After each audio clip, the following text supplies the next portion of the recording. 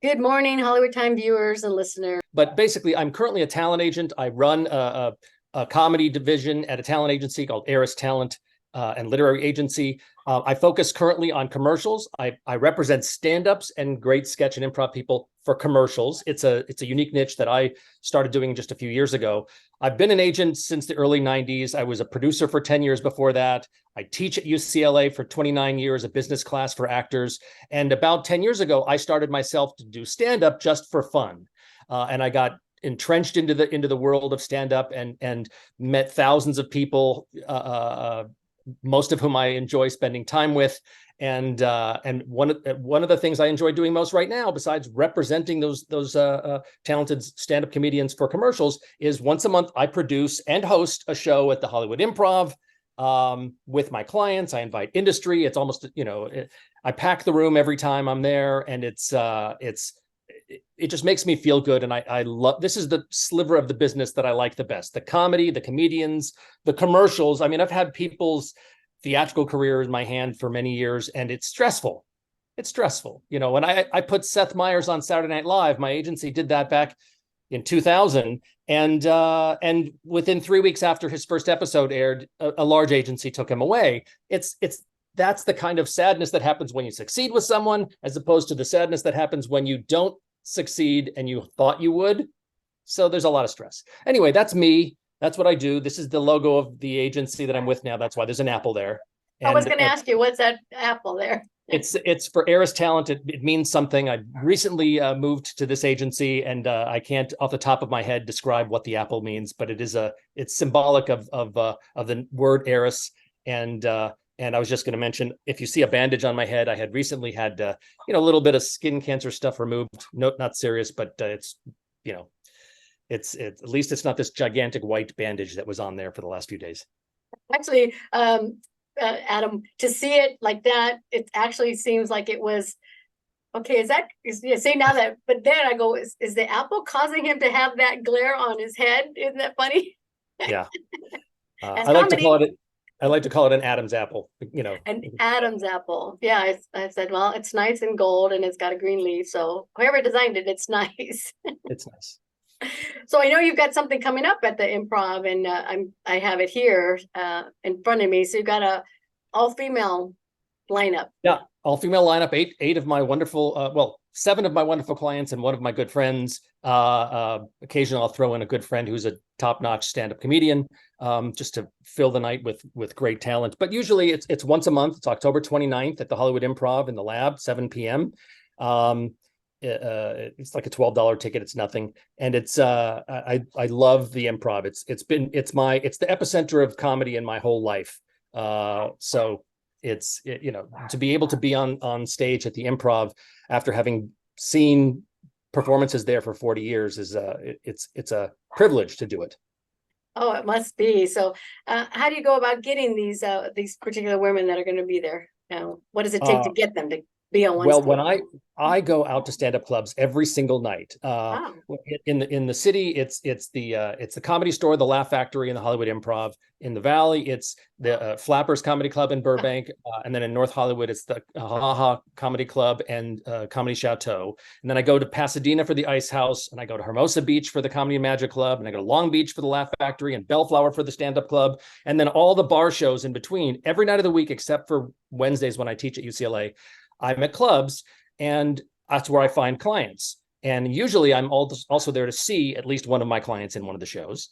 And because most stand-ups, or I'd say at least half the stand-ups, don't have any agents of any kind and never thought about doing commercials, it's easy for me to say, hey, look, this is what I do. They love it. And commercials is not one of those areas in the acting world where you need to have a college degree, come through a conservatory, have years and years of studying. You can just have this great persona, this great sense of humor, take a commercial workshop, have good pictures, get a good, digital profile on the casting sites, and then I can get you auditions. And then that's it. That's all I do is get people auditions. Wow, that's pretty cool. I mean, you sure have a roving office, sounds like. Yeah, and I started an agency in 1993 After being a producer for 10 years. My first wife and I started Acme Talent and Literary, and we grew it to 18 agents in Los Angeles, 6 in a New York office, 7 divisions, thousands of clients. It was very successful, but very, stressful. And after a divorce and a recession, I sold it, got into the software side of casting, and then back into agenting during the pandemic. And I much prefer agenting in this niche that I've found myself in. And now that technology has caught up and the pandemic changed the way that auditions happen, now a lot of self-tapes and Zoom virtual auditions, I can do this job from anywhere with a laptop, a cell phone, and my iWatch, my Apple Watch. I can live in a van down by the river. And as long as I've got internet access, I can do this job. And I'm in the back of comedy clubs forwarding auditions and making pitches while I'm watching new clients. It's just so much fun. I enjoy this. Well, who's one of your favorite all-time comedians? Well, the favorite all-time people are the icons of the industry that we all know. The Carlins, the Steve Martins and stuff like that. But my taste runs in modern. On the modern side, Yes. I love the Jim Gaffigans. I love, but I also love Anthony Jeselnik, people that are just shockingly, surprisingly interesting, and everything that comes out of their mouth, you just go, oh my God, why didn't anyone else ever think of saying something like that's hysterical? I love that kind of stuff. But my taste runs I love all different kinds of comedy, from the cringy dad joke comedy to the, the more street comedy where every other word is not acceptable for television. I love it all. If I laugh in the audience, then I'm a fan of that person. Wow. So I read that you're a graduate at UCLA. Is that what took you back to teaching there? Did you ever think that? I have my master's from the early 80s. Film school, went there. And then right after I started my talent agency in 93, I was asked to teach an extension course through UCLA by a friend of mine who worked in extension. And I said, I'll give it a try. I've never taught before. And I taught it, loved it. And I've been doing it ever since. This is my 29th year. Wow. And I love it. And it's now it's online. It used to be in person until the pandemic, and we went online, and I much prefer it being online because I have a lot of guest speakers that come to my class: agents, managers, cast directors, producers, publicists, attorneys, and getting them to come to the campus was sometimes a chore, but now I can get them to log in from anywhere, and they love it. I get New York agents and New York managers and casting directors logging into the class to talk about it. So that's part of your class that you can have now with Zoom, huh? Oh yeah, and I get more students there, and I don't have to park and drive. It's so much better. I like it. So you work out of your home or you work out of your car? No, well, it depends on what time of day, but mostly out of my home. I live in the San Fernando Valley, and but with Eris Talent, we have an office in Sherman Oaks, and like I'm going there in a couple of hours. We like to go and meet the other guys and feed off each other's energy and do submissions and pitch calls and meet clients in the office. It's nice to be in person, since the pandemic made us realize that was something we missed. Yeah. So how many clients are you currently working with now yourself? Well, commercially, rosters have to be large, but mine is not that large. I have about 160 clients right now. I'm probably going to top out around between 200, 250, but commercially that's easy. Theatrically, I'd have to have a lot less than that. But, think about it. Commercially, even though I'm just handling comics, I need all age ranges, adults from 18 to whatever, and all different ethnicities and different genders and body types. If I've got a 35 to 40-year-old Caucasian woman, I could have a short, a tall, a skinny, a heavy, ethnically ambiguous, and then I need that same grouping in all the other ethnic groups. And then casting is casting authentically sexual identity these days, meaning that if you are LGBTQ and they're casting for a role like that, they want that person to be authentically that. You can't just be a straight male actor and say, I'm playing gay. That used to be a thing. Can't do it anymore because the casting doesn't like it. Yeah. But it's doesn't work in reverse. You can be a gay man and play straight, but you can't do it in reverse most of the time because the casting is turned authentic. So I need to have a lot of different types of people. And fortunately, the stand-up community provides me with a lot of choices. a lot of unique characters come out of the world of comedy. I mean, I don't know. I see more comedy than I think most humans do. And there's a lot of people that get a lot of stage time that really aren't very good at comedy. And I don't know how they get booked. And I'm not the only one who understands this. I think a lot of other comics understand it, but they get upset and jealous and weirded out by the industry. And like, how can this person get more bookings than me? And they're not very good. And they must have done some. It doesn't matter to me. I'm just going to go and find the good ones. But it always surprises me. I can go and there's 10 comics on a lineup and 2 of them are great. And 3 of them are okay. And the rest of them are like, oh my God, how did they get here? But they're working on their stuff. They're working on it. I tend to go to only like 1 or 2 open mics a week just to see who the people who's really trying to work on their material. But if I see that same person at an open mic a month from now, and it's word for word the same material, I know they're not really working on it. They're just getting stage time. they're just practicing being in front of an audience. But I need people who are trying their jokes in a different way and trying to see what hits. I love it.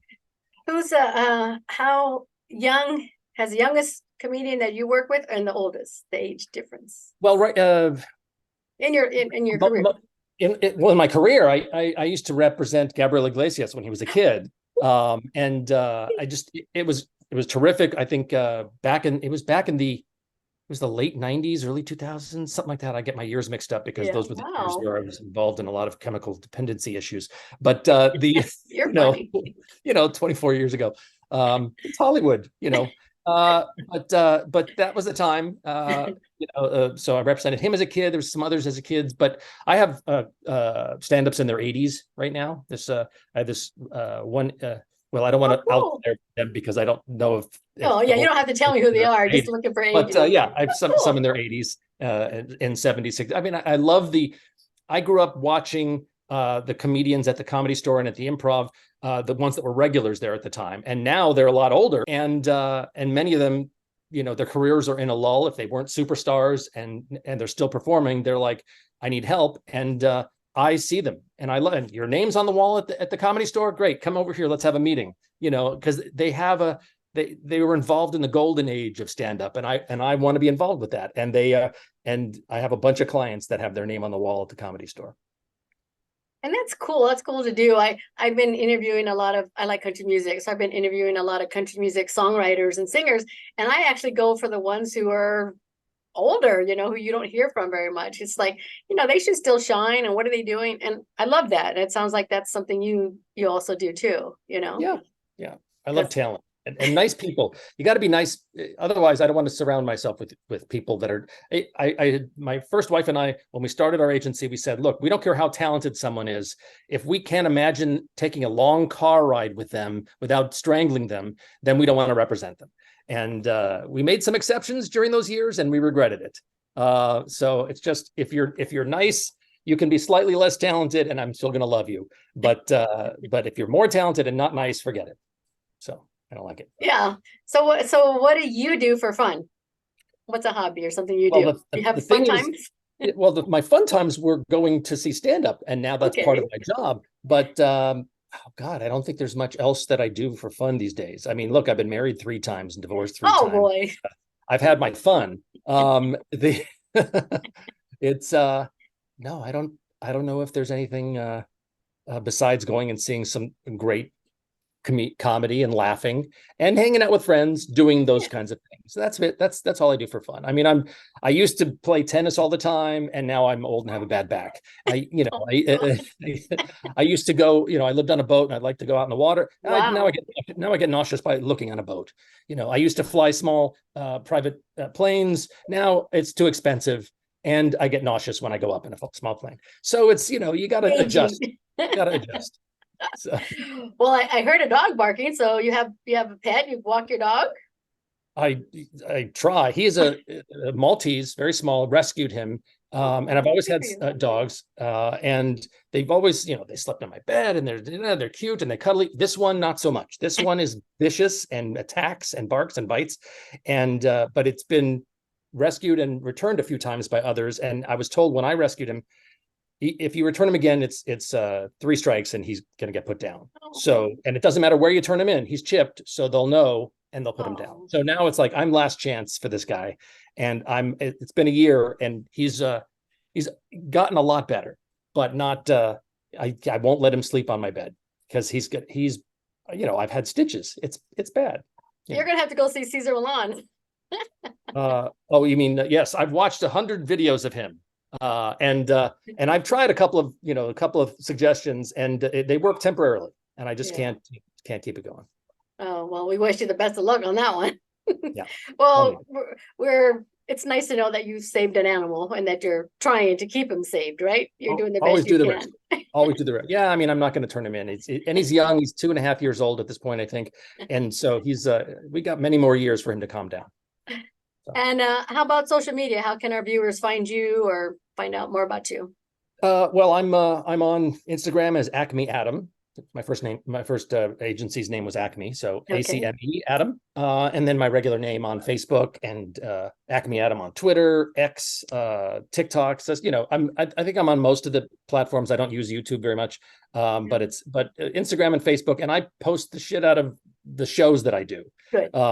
I love promoting the shows, and I have these apps where I can animate everyone's faces to sing certain songs, and I do that, and it's creepy and entertaining at the same time. As we get within a week or two of the each show date, I inundate the social media platforms with posts like that. So they can reach me. They can always follow me on Instagram. I think I'm close to the top with followers on Facebook. I tend to, if someone DMs me on social media, I tend to respond quickly and just say, "Here's my email address." Because I don't interact on the DMs on social media because it's just hard to keep track of that stuff. Yeah. But if someone wants to email me, it's Adam, just the word Adam, at eristalentagency.com. That's the best one. Adam at eristalentagency.com.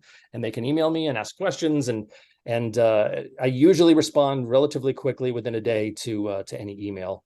And I tell this to all of my students at UCLA for 29 years. I said, and I give them my personal email address. And I say, email me whenever you have a question for the rest of your life. And it's still not too much. You're a kind soul. You're a great teacher. I love the feeling of helping. It's why I started doing stand-up. I get the feeling of making people laugh. When I teach, I get the feeling that, they're learning something that they wanted to know. They're being educated. I like that. I get positive reinforcement. It's all about how I feel about myself doing it. So I enjoy teaching. I enjoyed being on stage and making people laugh. I do not enjoy bombing. If I say a joke and it's horrible, I make fun of myself just to get the laugh. It's most comedians do that rather well. But I do not consider myself a comic. I consider myself a lover of comedy and a wannabe stand-up comedian. I have about 15 minutes worth of solid material, but depending on the night, it may not go well. But I host. And I promise the audience every night I host that everyone that I introduce to the audience is going to be funnier than I am. So that justifies me setting the bar, not, right about here. Yeah.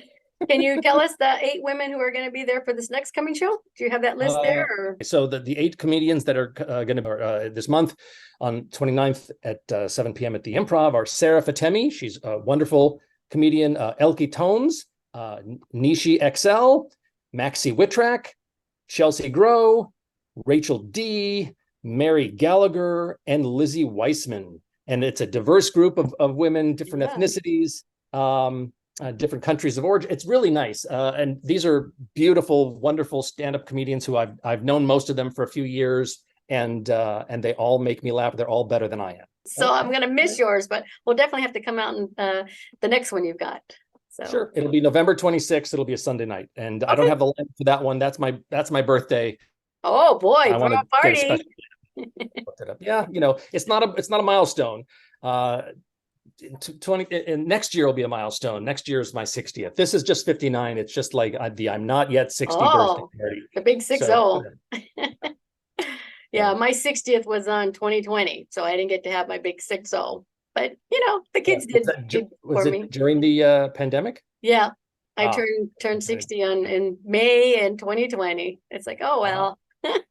Well, at least still celebrating. You could have a Zoom party, get people come on Zoom and whatever. That's true. So. Well, you have any parting words for us, madam? I don't.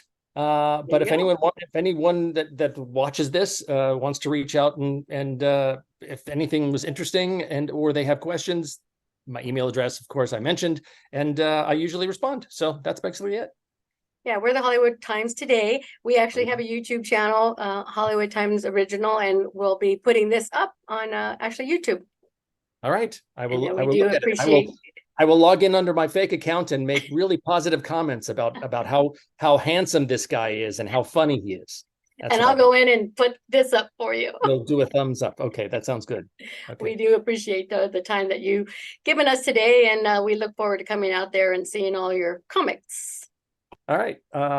Thank you very much. I just took a snapshot of us so that I can remember this. Have a great day, rest of the week, and I got to go back to work.